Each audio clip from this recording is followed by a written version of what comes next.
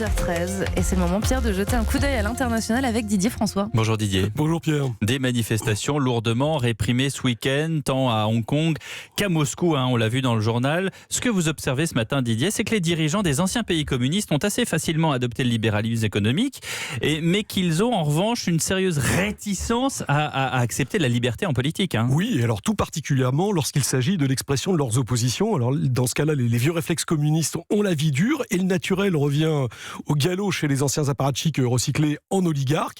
L'opposition est tout juste tolérée sous forme de dissidence, c'est-à-dire que tant qu'elle reste extrêmement isolée et ne représente qu'un irritant sans danger, elle est en revanche fermement réprimée lorsqu'elle se transforme en contestation à partir du moment où elle gagne en ampleur et que se pose donc de manière trop criante la question de la démocratisation de ces systèmes.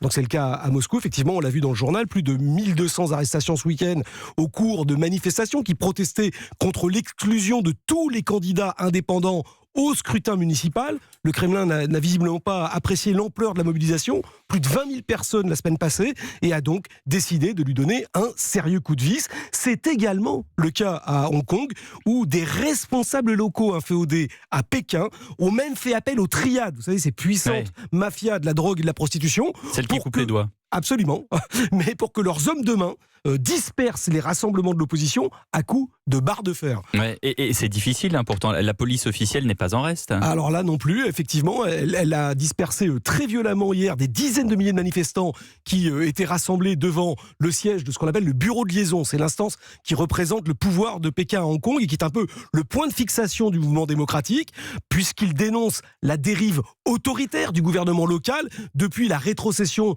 de l'île à la Chine par la Grande-Bretagne, c'était en 97, ainsi que la remise en cause de l'autonomie politique de Hong Kong, qui était censée lui être pourtant garantie pour 50 ans par son statut de région administrative spéciale, ce qui n'a en rien empêché Pékin de s'assurer d'un parfait contrôle sur le territoire en verrouillant totalement le collège électoral, rendant dès lors purement formel le dernier scrutin de 2017, ainsi que tous les votes à venir. En revanche, si on parle de l'autonomie, elle était parfaitement respectée sur le plan économique. Ah oui, parce que là, le Parti communiste chinois n'allait tout de même pas prendre le risque de tuer la poule. Il y a quand même un peu d'argent. Voilà. Oui, les bienfaits matériels du capitalisme sont bien trop importants pour les nomenclaturas qui se sont accaparés les richesses de la Chine ou de la Russie d'ailleurs. On parle là de milliards de dollars détournés à leur profit par les dirigeants issus des partis ou des organes de sécurité au moment de la libéralisation des économies étatiques.